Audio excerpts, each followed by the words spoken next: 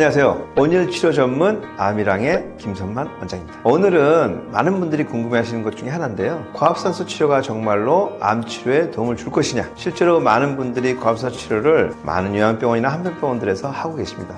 저희 아미랑에서도 하고 있는데요. 그것에 대한 진실과 또 문제점, 주의할 점에 대해서 얘기 드리도록 하겠습니다. 사실 고압산소라 그러면은 말에서 의미하듯이 압력이 높은 상태에서 산소를 주는 방식입니다. 저희가 사는 기압은 1기압이거든요. 이 1기압이라는 것은 해수면에서 수온이 76cm, 760ml 정도 올라가는 정도의 압력, 공기가 압박을 주는 것이죠. 그 압력이 1기압입니다. 그러니까 해수면에서의 공기의 압력이 1기압이고요. 이걸 쉽게 이해하려면 고압은 물속에 들어가면 압력이 올라가고 산에 올라가면 압력이 떨어집니다. 두 가지 다 고막에 영향을 줄 수가 있죠. 우리가 비행기 타면 고막이 뻥 뚫렸다 막혔다는 느낌을 받았듯이요. 그래서 1기압은 해수면의 기압이다. 기체의 압력. 물속에 들어가면 10m 들어갔을 때가 1기압이 더해지니까 2기압이 되는 것입니다. 그러면 20m 들어가면 3기압이 되는 것이죠. 그래서 우리가 기준 압력은 1기압에서 살고 있다. 보통 우리 주변에 있는 공기의 산소 농도는 20.9%입니다. 21%라고 보통 얘기하죠. 대부분은 질소고 물론 이산화탄소가 조금씩 나머지 기체들이 있습니다. 질소가 대부분이고 산소가 한 20%가량 있다. 이것을 고압산소 치료라는 개념은 압력을 1기압보다는 더 높이 2기압 이상 이렇게 해서 1.5기압 이상, 2기압, 3기압 정도로 하고 산소를 거의 100%에 가깝게 주는 것을 고압산소 치료라고 합니다. 일단 산소 농도가 올라갔고 압력이 올라갔다. 이것이 고압산소 치료의 주된 기전입니다. 산소는 모든 세포가 살기 위해서 반드시 필요합니다. 정상세포뿐만 아니라 암세포도. 근데 산소를 각 조직에 옮겨주는 가장 효율적인 방법은 바로 헤모글로빈이라는 걸 통해서 붙여서 갑니다. 그냥 혈액 속에 녹아가는 양은 극히 일부분이고요. 대부분의 산소, 정상 상태에서는 한 98% 정도까지 헤모글로빈이라고 하는 특수한 운반체를 통해서 조직으로 가게 됩니다. 근데 조직이 워낙 크니까 우리가 거의 100조개에 달하는 세포로 이루어졌기 때문에 각각의 하나하나에 다 가야 되는데 그러기 위해서는 그물망처럼 도로가 뚫려 있습니다. 그러다가 혈관이라 그러죠. 그래서 가는 거는 동맥, 심장으로 오는 건 정맥이라고 합니다. 그래서 쭉 계속 내려가면서 가지치기를 하다가 마지막 순간에 조직이 가서는 모세혈관을 통해서 조직으로 들어갑니다. 그 모세혈관이 각각에 있는데 거의 간 혈관이 그 농대에서 거기서 산소가 가고 거기서 이산화탄소가 사이에 들어와서 갖고 오게 되겠죠. 근데 이 산소가 모세혈관에서 그 조직까지 가는 거리가 일정 거리를 넘어가면 산소가 도달을 안 합니다. 그래서 보통은 산소가 도달하는 거리는 우리가 1mm가 있는데 0.1에서 0.15mm까지는 그 혈관 마지막 순간에 혈관에서 빠져나와서 산소가 갈 수 있습니다. 하지만 그걸 넘어가는 거리에서는 저산소 영역이 될 것이고요. 그걸 더 넘어가면 모든 세포는 죽습니다. 그렇기 때문에 산소가 가는 영역이 있고 그림에서 보듯이 여기 보시죠. 그림에서 보듯이 여기까지는 산소가 가는 영역입니다. 그래서 살아있는 세포가 될 것이고요. 두 번째 이 부분은 색깔이 빨간 불구슬 많이 보이죠? 이 부분은 저산소형입니다. 조금 더 멀어진 곳이죠. 그러니까 산소가 부족한 영역. 그 이상은 아예 가지 않기 때문에 모든 세포, 암세포를 포함해서 모든 세포는 다 죽게 됩니다. 저산소 영역이 오래되면 정상세포도 살 수가 없습니다. 하지만 암의 특징이 두 가지가 있습니다. 바로 저산소와 산증 저온입니다. 저산소가 가장 중요한 암의 특징인데요. 암이 산소가 없이 산다는 뜻이 아니고 암이 사는 영역이 저산소 영역으로 주로 형성되어 있고 이런 영역에서 암이 성장하거나 전이되는 그런 물질이 만들어집니다. 그렇기 때문에 저산소는 암의 특징이자 암의 성장의 동력이라고 할 수 있습니다. 이런 이유가 바로 고압산소 치료의 원리 중에 하나라고 생각합니다.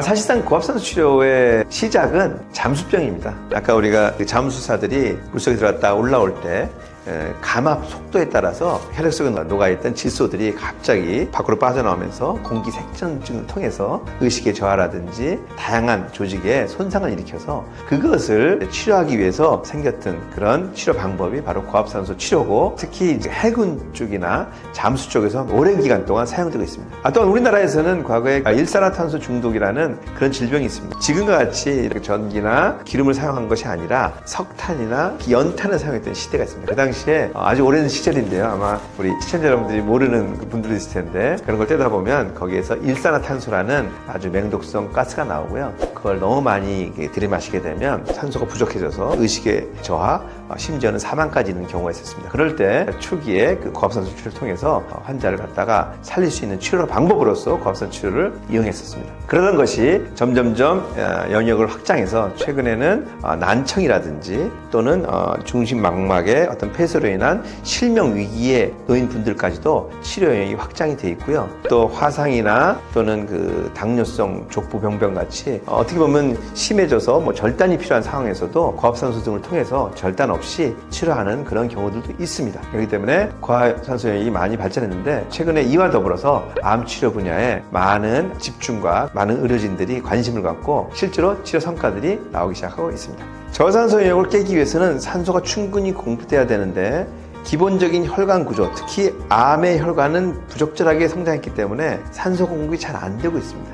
이것을 이겨내는 방법 중에 하나가 바로 혈관에 녹여서 많은 산소를 녹여서 가서 주게 되면 이런 저산소 영역, 암이 좋아하는 영역이 줄어들고 암이 좋아하는 물질들이 암을 성장시키고 전이시키는 물질이 만들어지지 않게 하는 그런 목적으로 고압산소를 이용할 수 있습니다. 즉 고압산소가 압력이 높은 산소의 탱크 속에 챔버 속에 들어가서 이런 모습이 이제 챔버 모습인데요. 이런 다양한 챔버들이 있습니다. 들어가서 있으면 그 챔버 안에서 그냥 자연스러운 숨을 쉴 수 있습니다. 물론 이제 마스크를 착용할 수도 있고 그냥 자연스러운 쉬기도 하는데 중요한 것은 충분한 기압과 산소 농도입니다. 그랬을 때 혈액 속으로 폐포를 이용해서 혈액 속으로 산소가 많은 양이 들어가고 그것이 암이 좋아하는 저산소 영역까지 도달한다면 그 지역이 저산소 영역이 아니 되겠죠. 이렇게 되면 암의 성장과 전이를 어느 정도 막을 수 있는 그런 역할을 할 것이다 라는 것이 이제 첫 번째 많은 이론들이고 그래서 최근에 이런 부분으로 연구들이 많이 진행되고 있습니다. 과거에는 고압산소 치료가 전이암 등에서 상대적 금기증이었습니다. 하면 안 된다 그랬습니다. 근데 많은 연구를 해봤더니 고압산소를 통해서 전이 된다는 근거가 거의 없습니다. 거의 모든 연구에서 고압산소 치료가 암의 전이를 유발한다는 근거가 없습니다. 그렇기 때문에 비교적 안전하게 사용할 수 있고요. 또 이런 개념적인 연구, 또 세포주 연구라든지 동물 실험에서 긍정적인 결과들이 나오고 있고 최근에는 임상 연구들도 하고 있기 때문에 아주 좋은 치료가 되지 않을까 생각합니다.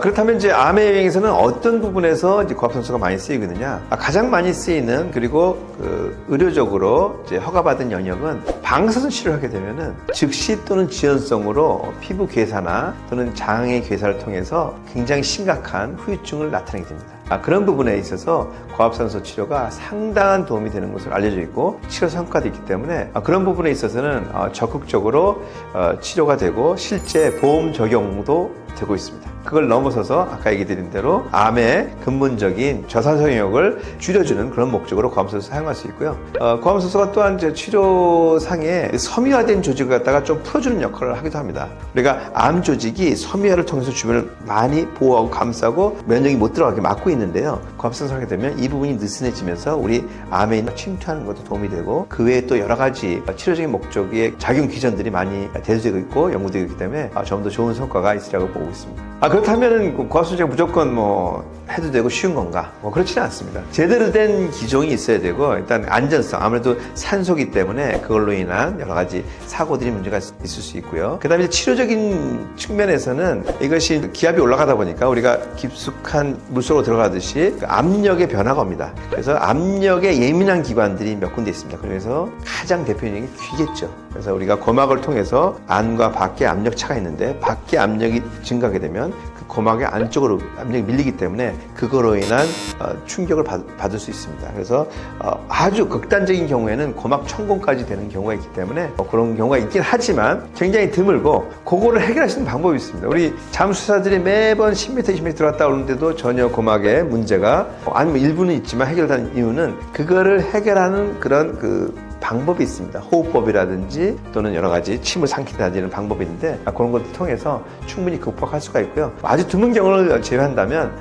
그런 초기에 가압되고 감압될 때 그 순간만 그런 준비를 하신다면 전혀 문제 없이 할 수 있다고 생각합니다. 두 번째는 이제 폐 쪽에 문제가 있는 분들은 좀 조심해야 되겠죠. 아무래도 폐에 그 기운 같은 게 생길 수 있으니까 폐 쪽에 어떤 질환이 있는 경우에는 전문가와 상의하신 후에 사용했으면 좋겠고요. 극단적인 경우에는 산소 독성이 생기는 경우도 있습니다. 산소 독성이라는 경우는 고압산소가 들어가면서 산소로 인한 어떤 의학적인 문제가 발생할 수 있습니다. 그래서 어지러움이나 두통이나 뭐 심하면 의식의 변화 이런 것도 올 수 있는데 저희가 여태까지 해보고 또 여러 가지 그 기관과도 얘기했을 때 정상적인 이런 기준에 맞춰서 시행을 하고 안전을 준수했다면 뭐 그런 경우는 거의 없지 않나 또는 있더라도 대처할 수 있지 않나 생각합니다. 그래서 너무 두려워하지 마시고 전문적으로 할 수 있는 그런 기관에서 시행하셨으면 좋겠습니다.